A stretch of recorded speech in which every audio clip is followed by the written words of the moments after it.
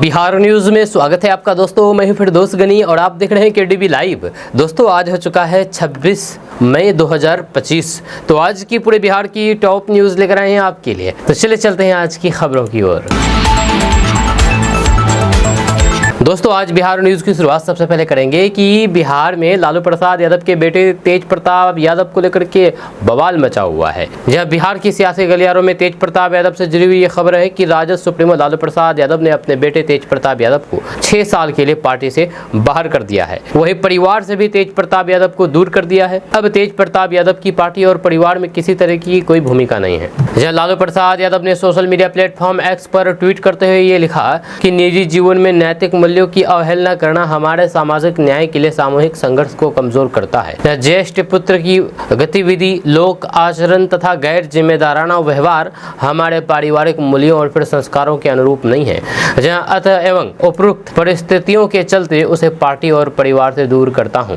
अब से पार्टी और परिवार में उसकी किसी भी प्रकार की कोई भूमिका नहीं रहेगी। उसे पार्टी से 6 साल के लिए निष्कासित किया जाता है। उन्होंने कहा है कि अपने निजी जीवन का भला बुरा और गुण दोष देखने में वे स्वयं सक्षम है। जब उससे जो भी लोग संबंध रखेंगे वे सौ विवेक से निर्णय लें। दोस्तों राजद नेता तेज प्रताप यादव की निजी जिंदगी से जुड़ा ये बड़ा खुलासा हुआ है। तेज प्रताप यादव के ऑफिशियल फेसबुक अकाउंट पर एक लड़की के साथ उनकी तस्वीरें आई थी। जब पोस्ट में बताया गया था कि वे दोनों 12 साल से रिलेशनशिप में हैं। फिर ये फोटो उनके अकाउंट से डिलीट हो गई। लेकिन इस बीच तेज प्रताप यादव ने दावा किया है कि उनका फेसबुक पेज हैक कर लिया गया था। जहाँ सोशल मीडिया पर वायरल हो रही फोटो के बारे में अब तेज प्रताप यादव ने झूठा बताया है। उन्होंने सोशल मीडिया एक्स पर लिखा कि मेरे सोशल मीडिया प्लेटफॉर्म को हैक एवं मेरी तस्वीरों को गलत तरीके से एडिट करके मुझे और मेरे परिवार वालों को परेशान और बदनाम किया जा रहा है। मैं अपने शुभचिंतकों और फिर फॉलोअर्स से अपील करता हूं कि वे सतर्क रहें और किसी भी अफवाह पर ध्यान ना दें। दोस्तों प्रधानमंत्री नरेंद्र मोदी एनडीए शासित राज्यों के मुख्यमंत्री और उप मुख्यमंत्रियों के साथ दिल्ली में बैठक कर रहे थे। जब बिहार के मुख्यमंत्री नीतीश कुमार, उप मुख्यमंत्री सम्राट चौधरी तथा विजय सिन्हा भी बैठक में शामिल हुए। लेकिन सीएम नीतीश कुमार अचानक ही बीच में बैठक छोड़ करके बाहर आ गए। वहीं पीएम के साथ हो रही बैठक दोपहर 2:30 बजे तक हुई। लेकिन सीएम नीतीश कुमार के अचानक से बीच मीटिंग से बाहर आने से हर कोई चौंक गया। जब सीएम नीतीश कुमार को छोड़ करके बचे हुए एनडीए शासित राज्यों के मुख्यमंत्री पीएम मोदी के साथ अंत तक बने रहे। जब बताया जा रहा है कि सीएम नीतीश कुमार बैठक छोड़ करके अपने सरकारी आवास 6 कामराज लेन वापस चले गए। वहीं बाकी मुख्यमंत्रियों के साथ पीएम मोदी की बैठक चली। यहाँ तक कि बिहार के दोनों डिप्टी सीएम अब भी अंदर मौजूद थे। लेकिन सीएम नीतीश कुमार ने अचानक से मीटिंग से निकल करके सबको चौंका दिया। पाकिस्तान के दहशतगर्द चेहरे को दुनिया के सामने बेनकाब करने की जिम्मेदारी भारत सरकार ने 7 सर्वदलीय प्रतिनिधिमंडलों को सौंपी है। जहां इनमें पक्ष विपक्ष के कई नेता शामिल हैं जो अलग अलग देशों का दौरा करके पाकिस्तान की पोल खोल रहे हैं। इसी कड़ी में एक प्रतिनिधिमंडल बहरीन पहुंचा जिसमें एआईएमआईएम प्रमुख असदुद्दीन ओवैसी भी शामिल है। असदुद्दीन ओवैसी ने मुस्लिम देश की धरती से कहा कि दहशतगर्द धर्म की आड़ लेकर के अपने करतूतों को सही ठहराने की कोशिश करते हैं। उन्होंने ये भी कहा कि इस्लाम दहशतगर्द की कड़ी निंदा करता है। असदुद्दीन ओवैसी ने फिर पाकिस्तान को कड़े शब्दों में चेतावनी दी है। उन्होंने कहा है कि अगली बार पाकिस्तान अगर दुस्साहस करेगा तो जवाब उनकी उम्मीद से परे होगा।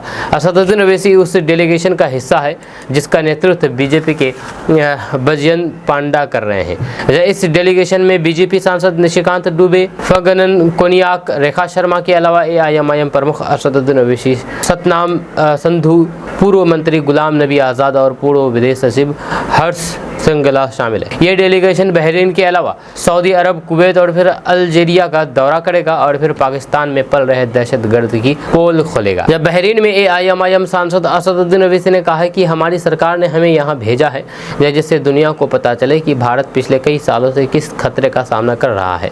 जब दुर्भाग्य से हमने कई निर्दोष लोगों की जान गंवाई है। जब ये समस्या केवल पाकिस्तान से उत्पन्न होती है। जब तक पाकिस्तान इन दहशतगर्द समूह को बढ़ावा देना, सहायता करना और फिर प्रायोजित करना बंद नहीं करता तब तक ये समस्या खत्म नहीं होगी। वहीं पर असदुद्दीन ओवैसी ने कहा है कि इन दहशतगर्द संगठनों ने भारत में निर्दोष लोगों की जान लेने को उचित ठहराया है और उन्होंने कुरान की आयतों को गलत संदर्भ में उद्धृत किया है। जहां हमें इसे ख्याल रखना चाहिए। दोस्तों, बिहार के सरकारी स्कूलों में अब छात्रों की उपस्थिति को लेकर के बड़ी सख्ती बरती जाएगी। शिक्षा विभाग के अपर मुख्य सचिव डॉक्टर एस सिद्धार्थ ने शिक्षा की बात कार्यक्रम के दौरान घोषणा की कि गर्मी की छुट्टियों के बाद छात्रों की हाजिरी बायोमेट्रिक सिस्टम से ली जाएगी और वह भी उनके फोटो के साथ, जैसे बच्चों की वास्तविक उपस्थिति पर सटीक निगरानी रखी जा सकेगी। डॉक्टर एस सिद्धार्थ ने स्पष्ट कर दिया है कि सरकारी शिक्षक कोचिंग में नहीं पढ़ा सकेंगे। अगर कोई शिक्षक ऐसा करता पाया गया तो फिर कार्रवाई की तय है। इसी तरह उन्होंने ये भी कहा कि स्कूल के समय में बच्चे किसी भी हालात में कोचिंग सेंटर नहीं जाएंगे। जहाँ शिक्षा की गुणवत्ता सुनिश्चित करने के लिए समयबद्ध स्कूल उपस्थिति को जरूर बताया गया है। दोस्तों, तेज प्रताप यादव पर लालू प्रसाद यादव के एक्शन को जेडीयू ने चूहा बिल्ली का खेल बताया है। आपको बता दूं कि आरजेडी सुप्रीमो लालू प्रसाद यादव ने अपने बड़े बेटे तेज प्रताप यादव पर बड़ी कार्रवाई की है। तेज प्रताप यादव को एक लड़की के साथ कथित रिश्ते की पोस्ट वायरल होने के बाद पार्टी से 6 साल के लिए निष्कासित कर दिया गया। जय इतना ही नहीं, लालू प्रसाद यादव ने उन्हें परिवार से भी बेदखल कर दिया। लालू प्रसाद यादव ने एक्स पर लिखा है कि तेज प्रताप का गैर जिम्मेदाराना बर्ताव और नैतिक मूल्यों की अनदेखी आरजेडी के सामाजिक न्याय के संघर्ष को कमजोर करता है। लेकिन इस एक्शन पर जेडीयू ने तंज कसते हुए इसे लालू परिवार का ड्रामा करार दिया है। जेडीयू के दिग्गज नेता नीरज कुमार ने लालू और उनके परिवार को आड़े हाथों लिया। उन्होंने कहा है कि जब बिहार के बड़े नेता दारोगा प्रसाद राय की पोती ऐश्वर्या को लालू परिवार ने घर से निकाला, तब लालू का जमीर कहाँ था, जब तेज प्रताप को निकाल करके नैतिकता की बात कर रहे हैं। नीरज ने इसे चूहा बिल्ली का खेल बताया है। उन्होंने कहा है कि तेजस्वी तो कह रहे हैं कि तेज प्रताप उनके बड़े भाई हैं, फिर ये बेदखली का ड्रामा क्यों? नीरज ने लालू पर तंज कसते हुए कहा कि ये वही परिवार है जो पहले बेटियों का अपमान करता है और अब नैतिकता का ढोंग रच रहा है। दोस्तों, किसी भी परिवार के अंदरूनी मामले में माता पिता के अलावा मामा की भूमिका भी काफ़ी अहम होती है। जब कई परिवारों में मामा अभिभावक की भूमिका निभाते हैं, जब उनकी राय अहम मानी जाती है। तेज प्रताप यादव और अनुष्का यादव के रिलेशनशिप की फोटो वायरल होने के बाद लालू प्रसाद यादव ने तेज प्रताप को 6 साल के लिए पार्टी से निकाल दिया है। अब तेज प्रताप के बड़े मामा साधु यादव भी काफ़ी नाराज दिख रहे हैं। हालांकि परिवार से उनके रिश्ते अब अच्छे नहीं हैं। यही वजह है कि लालू परिवार को अब अपने रिश्तेदारों का भी सामना करना पड़ रहा है। चाचा साधु यादव ने तेज प्रताप यादव की कुंडली की गहन जांच की है।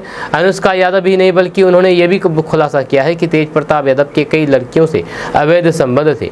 जब लंबे समय से लालू परिवार से दूरी बनाए रखने वाले पूर्व मुख्यमंत्री राबड़ी देवी के सगे भाई और लालू प्रसाद यादव के साले साधु यादव ने तेज प्रताप को लेकर के बड़ा खुलासा करते हुए कहा कि वे कोई नई बात नहीं है। या वे बगौल के कायस्थ समुदाय की एक लड़की के साथ अवैध रिश्ते में थे। जब लालू प्रसाद यादव ने उस लड़की को 10 नंबर पर बुलाया और उसे 5 करोड़ रुपए देकर के दिल्ली के कनॉट प्लेस में फ्लैट दिलवाया। वह लड़की वहीं रहती है और फिर उसका भाई वही काम करता है। उन्होंने कहा है कि ये सब काफ़ी समय से चल रहा है। उन्होंने ये भी खुलासा किया है कि पटना के मुसल्लहपुर में एक यादव लड़की से उनका रिश्ता भी था। जब पूरे पुलिस महकमे से लेकर के मुख्यमंत्री नीतीश कुमार तक सभी जानते हैं कि उनके कारनामे क्या है और इसी लड़की की वजह से उन्होंने ऐश्वर्या को तलाक दिया था। साधु यादव ने कहा है कि राबड़ी देवी और फिर दारोगा राय की पोती के बीच क्या विवाद था, ये पूरा बिहार और देश जानता है। उन्होंने सबको मैनेज किया और फिर अपने दूसरे बेटे की शादी कर दी, लेकिन एक बेटे को बर्बाद कर दिया और फिर दूसरे बेटे को भी बर्बाद कर दिया। अगर ये लोग समाज में ऐसा करते रहेंगे तो फिर परिवार के बाकी सदस्यों की शादी कैसे होगी? अगर ये सब शादी कर लें, छोड़ दें, शादी कर लें और फिर चले जाएं तो फिर क्या इज्जत रह जाएगी? दूसरे लोगों के बच्चे की भी शादी करनी है। उन्होंने सलाह दी है कि हम पूरे यादव समाज के लिए सवाल पूछते रहे हैं और मैं कहूँगा कि अगर उन्होंने एक गरीब यादव लड़की और फिर लड़की की शादी होती है तो फिर खुलेआम धूमधाम से करते, कार्ड बांटते, कोई आरोप नहीं लगाते। दोस्तों, नीति आयोग के सीईओ वीवीआर सुब्रमण्यम ने बड़ी घोषणा की है। उन्होंने बताया है कि भारत अब दुनिया की 4थी सबसे बड़ी अर्थव्यवस्था बन गया है, जब भारत ने जापान को पीछे छोड़ दिया है। ये जानकारी नीति आयोग की शासी परिषद की 10वीं बैठक के बाद दी गई। जब सुब्रमण्यम ने यह भी कहा है कि वैश्विक और आर्थिक माहौल भारत के लिए अनुकूल है। जब उनका मानना है कि सही योजना और सोच के साथ भारत अगले 2.5 से 3 साल में जर्मनी को पछाड़ते हुए तीसरी सबसे बड़ी अर्थव्यवस्था बन सकता है। सुब्रमण्यम सुब्रमण्यम ने बताया है कि भारत की अर्थव्यवस्था अब 4000 अरब डॉलर की है। उन्होंने अंतर्राष्ट्रीय मुद्राकोष के आंकड़ा का हवाला देते हुए ये बात कही है, जहां उनके अनुसार अब सिर्फ अमेरिका, चीन और जर्मनी ही भारत के से आगे हैं। उन्होंने कहा है कि मैं जब बोल रहा हूं तब हम चौथी सबसे बड़ी अर्थव्यवस्था है। वहीं पर पहले 2024 तक भारत दुनिया की 5वीं सबसे बड़ी अर्थव्यवस्था थी, लेकिन अभी एक पायदान ऊपर आ गया है। जहां सुब्रमण्यम ने विश्वास जताया है कि अगर भारत सही रास्ते पर चलता रहा तो वे जल्द ही तीसरी सबसे बड़ी अर्थव्यवस्था बन जाएगा। उन्होंने कहा है कि अगर हम अपनी योजना और फिर सोच पर कायम रहते हैं तो 2.5-3 साल में तीसरी सबसे बड़ी अर्थव्यवस्था होंगे। दोस्तों, तेज प्रताप यादव के लव अफेयर और शादी की बातें सामने आने के बाद आरजेडी चीफ और उनके पिता लालू प्रसाद यादव ने उन्हें पार्टी और फिर परिवार दोनों से बेदखल कर दिया है और 6 साल के लिए निष्कासित करने का ऐलान किया है। लालू के इस फैसले पर पप्पू यादव ने सवाल उठाया है और उनसे अपने फैसले को वापस लेने की अपील कर दी है। जब पप्पू यादव ने, यानी कि जो पूर्णिया के सांसद है पप्पू यादव, उन्होंने कहा कि लालू प्रसाद यादव को एक बात समझनी होगी कि तेज प्रताप यादव ने कोई भूल नहीं की है। तेज प्रताप ने सामने से आकर के कहा कि वे 12 साल से अनुष्का यादव से प्रेम करते हैं। तेज प्रताप यादव ने सच्चाई को नहीं छिपाया है। यह सवाल ये नहीं है कि उनका पूर्व पत्नी से तलाक हुआ या नहीं हुआ। लालू प्रसाद यादव के राजनीतिक जीवन के कारण तेज प्रताप यादव की शादी एक अच्छे परिवार में हुई। दारोगा राय के परिवार शिक्षा में उत्कृष्ट रहा है, वह एक अलग पाठ है। उन्होंने कहा है कि जब तेज प्रताप यादव ने स्वीकार किया है कि वे पिछले 12 साल से प्रेम करते हैं और शादी कर लिए हैं, तो फिर मुझे लगता है कि ऐसी सच्चाई को माता पिता को स्वीकार करना चाहिए। हम लोगों की आलोचना और फिर राजनीति के कारण सच को स्वीकार नहीं करें तो लालू प्रसाद को से आग्रह करेंगे कि अपने फैसले पर विचार करें। आपने इन्हें तो निकाल दिया है, चाहे ये जिस भी राजनीतिक महत्वाकांक्षा के कारण हुआ हो, लेकिन तेज प्रताप यादव ने सच्चाई को स्वीकार करते हुए सामाजिक जीवन में किसी को बरगलाया नहीं है और वे धन्यवाद के पात्र हैं। जब पप्पू यादव कहते हैं कि तेज प्रताप यादव को पार्टी और परिवार से बेदखल करने की लालू प्रसाद यादव की पारिवारिक और राजनीतिक महत्वाकांक्षा हो सकती है, ऐसे नेता सभी पार्टी में हैं जिसके ऊपर कई आरोप हैं। उन्होंने कहा है कि सभी दलों में से कई नेता हैं जिनके ऊपर लड़कियों के साथ गलत काम और अन्य तरह के गंभीर आपराधिक आरोप है, लेकिन ऐसे नेताओं को कोई भी पार्टी नहीं निकाल रही है। दोस्तों, बिहार के आधे से ज़्यादा जिलों में आंधी तूफान का खतरा उत्पन्न हो गया है, जब बिहार में मौसम इन दिनों किसी रूठे बच्चे की तरह बर्ताव कर रहा है। कभी तेज धूप तो कुछ ही घंटों में काले बादल और बौछारें। आज रात से बिहार के कई इलाकों में आसमान में बादलों ने डेरा डाल रखा है। जैसे सुपौल जैसे जिलों में हल्की बारिश भी दर्ज की गई है। मौसम विभाग ने पूरे बिहार के लिए चेतावनी जारी की गई है। मौसम विज्ञान केंद्र ने बिहार के 38 जिलों को सतर्क किया है। इनमें से 12 जिलों पूर्वी चंपारण, पश्चिमी चंपारण, गोपालगंज, सीवान, सारण, मुजफ्फरपुर, सीतामढ़ी, शिवहर, दरभंगा, मधुबनी, समस्तीपुर और वैशाली में ऑरेंज अलर्ट जारी किया गया है। इन इलाकों में 60 किलोमीटर प्रति घंटे की रफ्तार से आंधी चलने और फिर वज्रपात की आशंका जताई है। बाकी 26 जिले जिनमें पटना, गया, रोहतास, भागलपुर, सुपौल, मधेपुरा जैसे नाम शामिल है, यहाँ येलो अलर्ट जारी किया गया है। वहीं पर उत्तर बिहार के कई इलाकों में मौसम का रुख ज़्यादा गंभीर बताया गया है, जहाँ तेज हवाओं के साथ तेज वज्रपात की स्थिति बन सकती है। राजधानी पटना सहित कई जिलों में 40 किलोमीटर प्रति घंटे की रफ्तार से तेज हवा चलने की संभावना है, चेतावनी है। इसके साथ ही बिजली गिरने की संभावना को भी नजरअंदाज नहीं किया जा सकता। संभावित आपदा को देखते हुए राज्य सरकार ने सभी जिलों के डीएम को हाई अलर्ट पर रहने का निर्देश को कहा है। जहां आपदा प्रबंधन विभाग ने रेस्क्यू टीमों को तैयार करने का निर्देश दिया है। खेतों में काम करने वाले किसानों और फिर खुले इलाकों में रहने वालों को विशेष सतर्कता बरतने की सलाह दी गई है। वहीं पर बिजली गिरने के खतरे को देखते हुए मौसम विभाग ने लोगों से अपील की है कि बिजली कड़कने के दौरान मोबाइल फोन या फिर अन्य इलेक्ट्रॉनिक उपकरणों के उपयोग से बचें, जहाँ ऐसे समय में सुरक्षित स्थानों पर रहने की सलाह दी गई है। दोस्तों, तेज प्रताप यादव के लव अफेयर और शादी की बातें सामने आने के बाद आरजेडी चीफ और उनके पिता लालू प्रसाद यादव ने उन्हें पार्टी से बेदखल कर दिया है। तेज प्रताप को 6 साल के लिए पार्टी से भी बाहर कर दिया है और परिवार से भी बाहर कर दिया है। अब इस एक्शन पर केंद्रीय मंत्री हिंदुस्तानी अवाम मोर्चा के संरक्षक जीतन राम मांझी की प्रतिक्रिया सामने आई है। जीतन राम मांझी ने कहा है कि जब दारोगा बाबू की पोती और चंद्रिका राय की बेटी को बेरहमी से घर से निकाला जा रहा था, तब उस वक्त आपके संस्कार क्यों नहीं जागे। तेज प्रताप यादव और अनुष्का यादव का फोटो और वीडियो जो 2 दिन से वायरल हो रहे हैं, उनके बारे में हालांकि तेज प्रताप कह रहे थे कि किसी ने उनके फेसबुक अकाउंट को हैक करके उनको बदनाम करने की कोशिश कर रहा है। इसके बावजूद भी वीडियो दूसरे दिन भी तेज प्रताप यादव तेजी से वायरल हो गया। ये वीडियो और फोटो राजद सुप्रीमो लालू प्रसाद यादव ने भी देखा, जिसके बाद उन्हें तेज प्रताप यादव के खिलाफ कार्रवाई करनी पड़ी।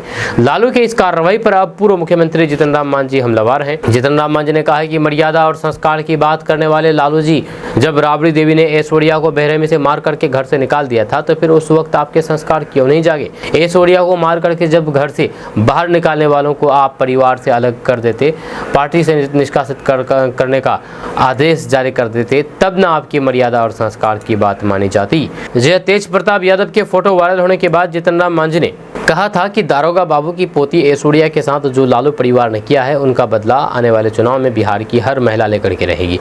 जीतन राम मांझी ने यह भी कहा था कि तेज प्रताप जब किसी के साथ रिलेशनशिप में थे तो फिर किसी लड़की की जिंदगी बर्बाद करने का अधिकार लालू परिवार को किसने दिया? कहीं ऐसा तो नहीं है कि किसी सिन्हा के चक्कर में लालू प्रसाद यादव परिवार अनुष्का यादव की जिंदगी बर्बाद करवा दे? इसका जवाब लालू परिवार को देश के सामने देना होगा। दोस्तों, लालू प्रसाद यादव ने अपने बेटे तेज प्रताप यादव को तो बाहर कर दिया गया है। अब सवाल यह है कि आखिर तेज प्रताप यादव कैसे गुजारा करेंगे और उनके पास कितनी संपत्ति है, कितने संपत्ति के मालिक हैं तेज प्रताप यादव। आपको बता दें कि 2024 लोकसभा चुनाव में जमा किए गए चुनावी हल्फनामे के अनुसार तेज प्रताप यादव के पास 2,83,00,000 रुपए की संपत्ति है।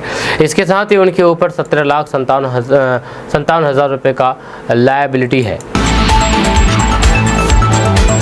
दोस्तों, तेज प्रताप यादव को पार्टी से निकालने के बाद तेजस्वी यादव ने बड़ा ऐलान कर दिया है। उन्होंने कहा है कि बर्दाश्त नहीं किया जाएगा। जी हाँ, लालू ने अपने बेटे तेज प्रताप यादव को निकालने के बाद लालू के छोटे बेटे तेजस्वी यादव का बयान सामने आया है।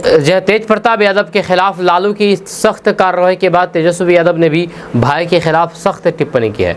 उन्होंने कहा है कि तेज प्रताप का निजी और फिर राजनीतिक जीवन अलग है। उन्होंने जो किया है वह बर्दाश्त नहीं किया जा सकता। अपने पिता लालू प्रसाद यादव के फैसले का समर्थन करते हुए कहा कि राजद के राष्ट्रीय अध्यक्ष लालू प्रसाद यादव ने जो फैसला लिया है उसमें उन्होंने अपनी भावनाएं स्पष्ट कर दी है। तेजस्वी ने कहा कि तेज प्रताप यादव मुझसे बड़े हैं और बालिग हैं, इसलिए उनके निजी जीवन के फैसले पर उनका अधिकार है, लेकिन वे इसे बर्दाश्त नहीं करते हैं और न ही इसे पसंद करते हैं। दोस्तों, तेज प्रताप यादव को पार्टी और परिवार से निकाले जाने पर जनसुराज के संस्थापक प्रशांत किशोर ने प्रतिक्रिया दी है। उन्होंने कहा है कि लालू जी अपने परिवार में किसे रखते हैं या निकालते हैं, इससे बिहार को क्या लेना देना है। आज भी वे चाहते हैं कि उनके बेटे तेजस्वी यादव राज्य के मुख्यमंत्री बने। जब प्रशांत किशोर ने कहा कि अगर उनमें हिम्मत है तो फिर वो ये घोषणा करे कि उनकी पार्टी का चेहरा यादव समाज का सबसे काबिल व्यक्ति होगा, ना कि उनका बेटा तेजस्वी। अगर वो ये घोषणा कर दें कि उनकी पार्टी का चेहरा यादव समाज का सबसे काबिल व्यक्ति होगा तो हम अपना पूरा अभियान वापस ले लेंगे और उनका समर्थन करेंगे। जब प्रशांत किशोर ने सीएम नीतीश कुमार पर हमला बोला, उन्होंने कहा है कि देश के सबसे गरीब राज्य के मुख्यमंत्री विकास के लिए नीति आयोग की बैठक में कल नहीं गए, बल्कि आज एनडीए के मुख्यमंत्रियों की बैठक में इसलिए गए ताकि वे बीजेपी से अपनी पार्टी के लिए सीटों का मोल भाव कर सके। जब प्रशांत किशोर ने कहा है कि नीति आयोग की बैठक में नीतीश कुमार इसलिए नहीं गए क्योंकि उनकी मानसिक स्थिति ठीक नहीं है। अगर वे कल की बैठक में जाते तो फिर उन्हें दूसरे राज्यों के मुख्यमंत्रियों और फिर नेताओं से मिलना पड़ता, जब उनसे बात करनी पड़ती, जिससे उनकी मानसिक स्थिति पूरे देश के मीडिया के सामने में आ जाती। दोस्तों, बिहार में बीपीएससी के माध्यम से बहाल हुए नए शिक्षकों के खिलाफ दहेज मांगने की कई शिकायतें शिक्षा विभाग तक पहुंच रही है।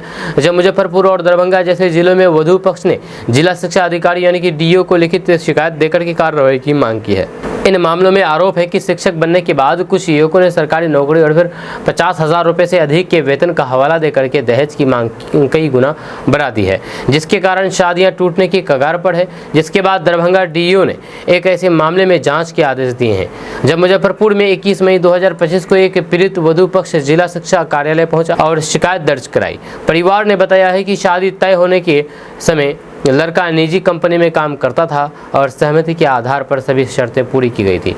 लेकिन लड़के के बीपीएससी परीक्षा पास करके शिक्षक बनने के बाद उनकी तरफ से मनमानी शुरू कर दी गई। 4 महीने तक आश्वासन देने के बाद वर पक्ष ने दहेज की मांग बढ़ा दी है और असमर्थता जताने पर शादी से इनकार कर दिया है। इससे वधु पक्ष की सामाजिक प्रतिष्ठा को ठेस पहुंची है। वहीं पर अधिकारियों ने लिखित शिकायत लेने के बाद संबंधित शिक्षक को बुला करके समझाने का आश्वासन दिया। दूसरी तरफ दरभंगा में भी एक समान मामला सामने में आया है। ऐसा ही मामला आया है जहां पर वधू पक्ष ने डीईओ को शिकायत दी है कि लड़के ने प्राइवेट नौकरी के समय तय शर्तों को शिक्षक बनने के बाद बदल दिया है। यह शिकायत में स्कूल का नाम और फिर शिक्षक की पहचान उजागर करते हुए कार्रवाई की मांग की गई है। दोस्तों, बिहार विधानसभा चुनाव से पहले चिराग पासवान ने एनडीए की टेंशन बढ़ा दी है। आपको बता दें कि बिहार में इसी साल के अंत में होने वाले विधानसभा चुनाव से पहले हलचल मची हुई है। तैयारियों को लेकर के राजनीतिक पारा चढ़ा हुआ है। ऐसे में केंद्रीय मंत्री और लोजपा सांसद चिराग पासवान को लेकर के चर्चा जोर शोर से हो रही है। दरअसल पिछले 16 मई को राजधानी पटना में लोजपा रामविलास की प्रदेश कार्यकारिणी की बैठक हुई थी। इस बैठक में कई अहम मुद्दों पर चर्चा की गई। इस बैठक में पार्टी की ओर से तय किया गया है कि लोजपा रामविलास एनडीए को सहयोग तो करेगी, लेकिन गठबंधन में पार्टी की पहचान स्वतंत्र होगी। जो आपको बता दें कि इसके बाद से सियासी पारा चढ़ा हुआ है और चिराग पासवान की ओर से एनडीए में टेंशन बढ़ाने की बात कही जा रही है। इधर चिराग पासवान के जीजाजी और जमुई के सांसद अरुण भारती भी मुखर होकर के अपनी बातों को रख रहे हैं। इसी क्रम में सोशल मीडिया अकाउंट फेसबुक के जरिए उन्होंने पोस्ट शेयर किया है। इस पोस्ट के जरिए उन्होंने चिराग पासवान को लेकर के अपनी बात रखी है। दरअसल अरुण भारती ने लिखा है कि बहुजन की पहचान भाई चिराग पासवान। 16 मई को प्रदेश कार्यकारिणी की एक महत्वपूर्ण प्रस्ताव पारित किया गया कि हमारे राष्ट्राध्यक्ष चिराग पासवान जी की व्यापक स्वीकार्यता और लोकप्रियता समाज के हर तबके, विशेष रूप से दलित, बहुजन, युवा और फिर नारी शक्ति के बीच स्पष्ट रूप से स्थापित है। भारत पाकिस्तान तनाव के बाद से ही सभी राज्यों की पुलिस अलर्ट मोड पर है, जहां पुलिस किसी भी संदिग्ध युवक पर कार्रवाई कर रही है। इसी कड़ी में पटना पुलिस ने एक संदिग्ध युवक को पकड़ा है। युवक बांग्लादेशी बताया जा रहा है। पुलिस युवक से पूछताछ कर रही है। पुलिस ने युवक को बाढ़ से पकड़ा है। युवक का नाम फारूक शेख बताया जा रहा है। जनगढ़ गिरसार बार अनुमंडल के घोसवड़ी थाना की पुलिस ने फारूक शेख को पकड़ा है। बताया जा रहा है कि कुछ युवकों ने घोसवाड़ी की सड़कों पर युवक को संदिग्ध अवस्था में घूमते हुए देखा। तब उससे पूछताछ की गई तो उसने अपना नाम फारूक शेख बताया। युवक बांग्लादेश के नौराइल का रहने वाला है, जिसके बाद पुलिस को इसकी जानकारी दी गई। वहीं पर पुलिस मौके पर पहुंची और इसको डिटेन कर लिया है। दोस्तों, देश के करोड़ों बुजुर्गों के चेहरे पर मुस्कान लाने वाली खबर है। केंद्र सरकार ने 60 वर्ष या फिर उससे अधिक उम्र के वरिष्ठ नागरिकों को मुफ्त यात्रा की ऐतिहासिक सौगात दी है। जब 15 जून 2025 से लागू होने वाले इस योजना के तहत बुजुर्ग अब ट्रेन, राज्य की बसों और फिर कुछ घरेलू फ्लाइट्स में मुफ्त सफर कर सकते हैं। ये फैसला रिटायरमेंट के बाद सीमित आमदनी में जीवन जी रहे बुजुर्गों के लिए किसी वरदान से कम नहीं है, जब वो बिना किसी आर्थिक बोझ के अपने बच्चों से मिलने, तीर्थ यात्रा करने या फिर देश घूमने का सपना पूरा कर सकेंगे। जहाँ जनरल और स्लीपर क्लास में बिल्कुल मुफ्त टिकट मिलेगी, न टिकट का पैसा और न ही कोई चार्ज। जहाँ सभी लोकल और इंटरसिटी सरकारी बसों में फ्री यात्रा की सुविधा होगी। वहीं पर कुछ चुनिंदा सरकारी और फिर बजट एयरलाइंस की फ्लाइट में फ्री या फिर रियायती टिकट उपलब्ध होंगे, खास करके धार्मिक और आवश्यक रूट्स पर। वहीं पर 60 साल या फिर उससे अधिक उम्र होनी चाहिए। केवल भारतीय नागरिक पात्र होंगे। या पहचान के लिए आधार कार्ड, पेंशन बुक या फिर सीनियर सिटीजन आईडी जरूरी होगी। जब पति पत्नी दोनों 60 साल हैं तो फिर अलग अलग लाभ मिलेगा। हर वरिष्ठ नागरिकों को हर महीने 4 बार मुफ्त यात्रा की अनुमति होगी।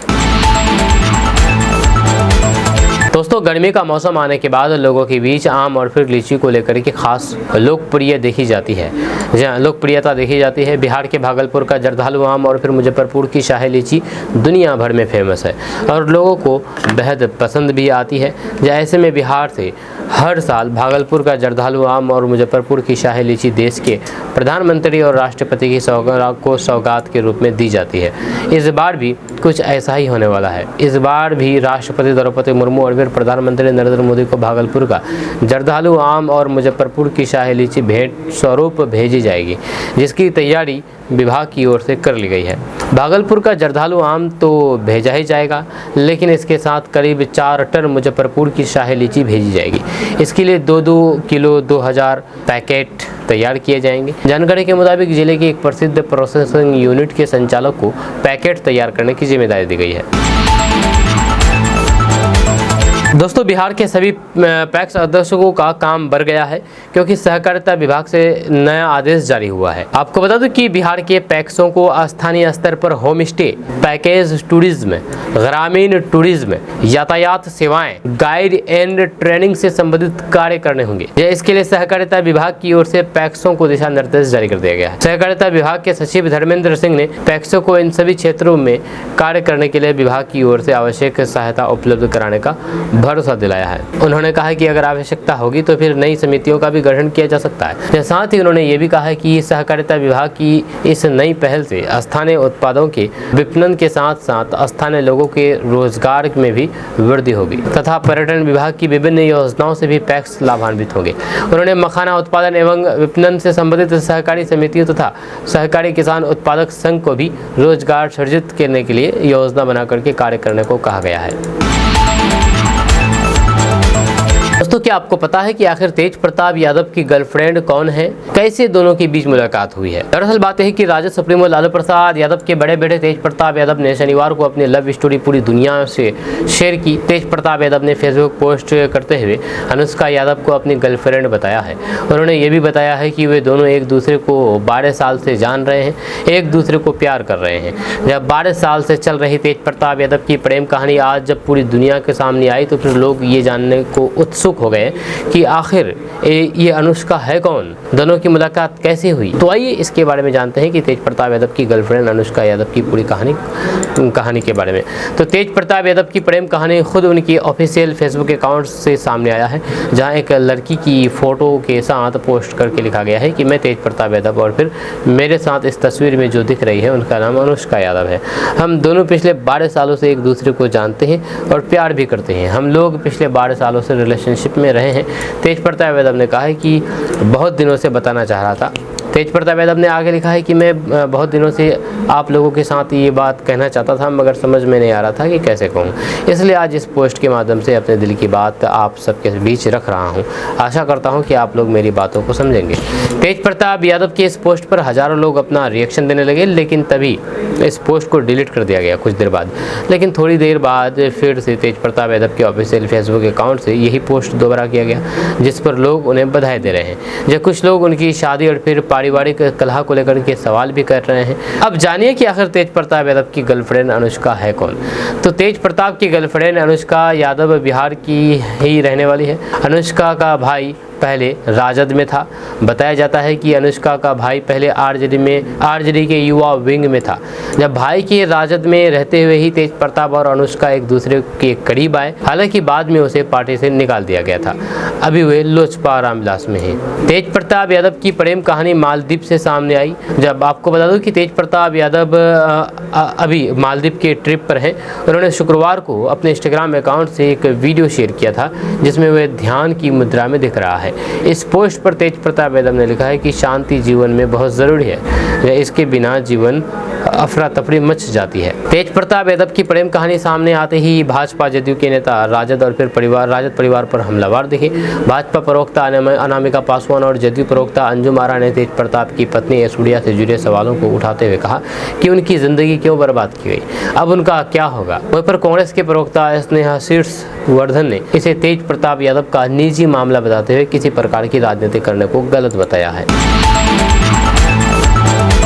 दोस्तों, किशनगंज पुलिस ने आम व्यापारी से लूट के मामले में एक और आरोपी को गिरफ्तार किया है। जहां आरोपी सागर कुमार को खगड़ा स्टेडियम के पास से पकड़ा है। जहां व्यापारी से लूटे गए 1,46,000 रुपए में से मात्र 33,000 रुपए आरोपियों के बैंक खाते में बचे हुए मिले। गौरतलब है कि घटना 19 मई को डे मार्केट और ब्रिज पर हुई थी। बाइक सवार अपराधियों ने बंगाल के मुर्शिदाबाद के आम व्यापारी मोहम्मद रज्जाब को बंदूक दिखा करके लूटने का प्रयास किया। व्यापारी ने रुपए से भरा बैग और ब्रिज से नीचे फेंक दिया गया। आरोपी सागर कुमार ने पूछताछ में बताया है कि वह उस समय रेलवे पटरी के किनारे बैठा था जब ऊपर से गिरा बैग उठा करके वह बस स्टैंड पहुंचा, जब वहां से दलकोला भाग गया। जब लूट के पैसे से उसने दोस्तों के साथ पार्टी की। 40,000 रुपए अपने HDFC बैंक खाते में जमा कराए, जहां इनमें से 7,000 रुपए निकाल करके फिर से पार्टी की। वहीं पर जब लूट कांड मामले में 5 आरोपियों की गिरफ्तारी हो गई तो फिर उसे लगा कि मामला शांत हो गया है और वह अब किशनगंज आ सकता है। जब उसने बताया बताया है कि उसे खुद मालूम नहीं था कि ये रुपया कैसे ऊपर से गिरा, बाद में उसे पता चला, लेकिन तब तक उस बैग से काफी ज्यादा रुपए खर्च हो चुके थे। इसलिए जब वो किशनगंज आया तो फिर पुलिस ने गुप्त सूचना के आधार पर उसे गिरफ्तार कर लिया।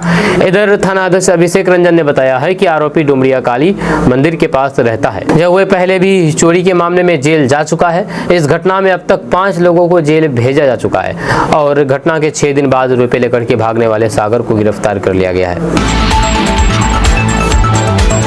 दोस्तों, सीमांचल की बेटियां जो कभी अपनी मेहनत और संघर्ष से मिसाल बनती थी, आज सोशल मीडिया की रील्स में फंस करके अपनी पहचान को खुद ही धुंधला कर रही है। इंस्टाग्राम और फेसबुक जैसे प्लेटफॉर्म पर अश्लील गानों पर नाचते हुए वीडियो बनाना, एक्सपोजर के नाम पर फुहरता दिखाना, क्या यही है आजादी? सवाल ये नहीं है कि रील्स बनाना गलत है, सवाल ये है कि उसमें दिखा क्या रहा है। सीमांचल की बेटियां डॉक्टर, अफसर और रोल मॉडल बन सकती है, लेकिन पहले उन्हें तय करना होगा कि वायरल होना है या फिर काबिल बनना है। दरअसल आज सोशल मीडिया हमारी जिंदगी का अहम हिस्सा बन चुका है। खास करके इंस्टाग्राम और फेसबुक जैसे प्लेटफॉर्म पर रील्स का चलन बेहद तेजी से बढ़ रहा है। जब ये प्लेटफॉर्म यदि सकारात्मक उद्देश्य से इस्तेमाल हो तो फिर प्रतिभा, हुनर और फिर सामाजिक मुद्दों को उजागर करने का सशक्त माध्यम बन सकता है। लेकिन अफसोस की बात यह है कि सीमांचल की कुछ लड़कियां इन प्लेटफॉर्म्स का इस्तेमाल अपनी पहचान को मजबूत करने की बजाय उसे कमजोर करने के लिए कर रही है। आज किशनगंज, अररिया, पूर्णिया और कटिहार जैसे इलाकों में रील्स बनाने की होड़ ने एक नया और चिंताजनक ट्रेंड खड़ा कर दिया है। जब गांव की लड़कियां हो या फिर कस्बों की छात्राएं, वो ऐसे वीडियो बना रही है जो ना तो शिक्षा से जुड़ा हुआ है और ना ही कला से और ना ही समाज को जागरूक करने वाला है। जहाँ अश्लील गानों पर नाचना, फुहर एक्सप्रेशन देना, बेमतलब के ट्रेंड्स को फॉलो करना, क्या यही है आज के डिजिटल आजादी? ये सवाल है। जब लोगों का कहना है कि जब सीमांचल की बेटियां रील्स में अपने शरीर की नुमाइश करती है, दोनों हाथों से मोबाइल पकड़े सड़क किनारे, खेतों में या फिर छतों पर अजीब हरकत करती है, तो फिर उससे पूरा समाज शर्मिंदा होता है। जब माता पिता जो खून पसीना बहा करके बेटियों को पढ़ाते हैं, वे भी सोचने पर को मजबूर हो जाते हैं कि आखिर हम कहाँ चूक गए हैं, कहीं हम ही तो गलत नहीं है। ये सवाल है। ये रील्स सिर्फ मनोरंजन तक सीमित नहीं रह गया है, अब ये एक नशे की तरह लड़कियों के दिमाग पर हावी हो चुका है। दिन रात लाइक्स, फॉलोअर्स और कमेंट्स की चिंता में डूबी लड़कियां ना तो पढ़ाई पर ध्यान दे रही है और ना ही सामाजिक जिम्मेदारियों पर। यह कई बार देखा गया है कि रील बनाते समय लड़कियां खुले बाल, मेकअप और उत्तेजक कपड़े पहन करके वीडियो शूट करती है, जिससे समाज में गलत संदेश जाता है। यह सीमांचल की बेटियां डॉक्टर, इंजीनियर, अफसर और सामाजिक नेता बन सकती है। हाल ही में जिले के आदित्य झा ने यूपीएससी में 58वां रैंक हासिल करके देश भर में सीमांचल का नाम रोशन किया है। तो फिर हमारी बेटियां क्यों नहीं बन सकती है आदर्श की तरह? या क्या वो सिर्फ सोशल मीडिया पर डांस करके अपनी प्रतिभा का मूल्यांकन करेगी? क्या ये समाज सिर्फ वायरल वीडियो के लिए अपनी संस्कृति और तहजीब को कुर्बान कर देगा? समाज को ये समझना होगा कि रील्स के लाइक से जिंदगी नहीं बनती, जब मेहनत और शिक्षा से बनती है। वहीं पर माता पिता को चाहिए कि वे अपनी बेटियों से संवाद करें, यानी कि बातचीत करें, उन्हें समझाएं कि सोशल मीडिया की दुनिया आभासी है, जो दिख रहा है वो सही नहीं है, वो सच्चाई नहीं है, सच्चाई से कोसों दूर है, लेकिन जीवन असली है, जहाँ शिक्षा और चरित्र और फिर आत्मसम्मान से बड़ी कोई शोहरत नहीं होती है। वहीं पर स्कूल और कॉलेजों को भी इस मुद्दे पर जागरूकता अभियान चलाना चाहिए। जब समय आ गया है कि हम सब मिलकर के इस रील कल्चर को दिशा दें, ताकि हमारी बेटियां रोल मॉडल बने, या सोशल मीडिया की मजाक नहीं बने। अब सवाल है कि आखिर लड़कियां क्या करें? तो आपको बता दूं कि सोशल मीडिया का इस्तेमाल करें, लेकिन सीमा में रह करके, सीमित मात्रा में। रील्स में टैलेंट, नॉलेज और प्रेरणा दिखाएं, ना कि फुहरता, अश्लीलता और बुराइयां। वहीं पर दूसरों से तुलना बिल्कुल भी छोड़ें और खुद को बेहतर बनाने पर ध्यान दें। वहीं पर पढ़ाई, स्किल और आत्मनिर्भरता को प्राथमिकता दें। इन चीजों पर फोकस करना चाहिए हमारी सीमांचल की लड़कियों को। आपको बता दें कि सीमांचल की लड़कियां असंख्य संभावनाओं से भरी हैं। जरूरत है उन्हें सही मार्गदर्शन, सही मंच और सही उद्देश्य देने की। सोशल मीडिया बुरा नहीं है, लेकिन उसका गलत इस्तेमाल आपको भीड़ का हिस्सा तो बना सकता है, मगर लीडर नहीं। अब फैसला लड़कियों के हाथ में है। वे रील बना करके सोशल मीडिया की कठपुतली बनना चाहती है या फिर रोल मॉडल बनकर के समाज में पहचान बनाना चाहती है। ये लड़कियों को फैसला करना पड़ेगा। तो आपका इसके बारे में क्या कहना है नीचे कमेंट बॉक्स में कमेंट करके जरूर बताइएगा। मिलते हैं नेक्स्ट वीडियो के साथ। जय हिंद, जय भारत।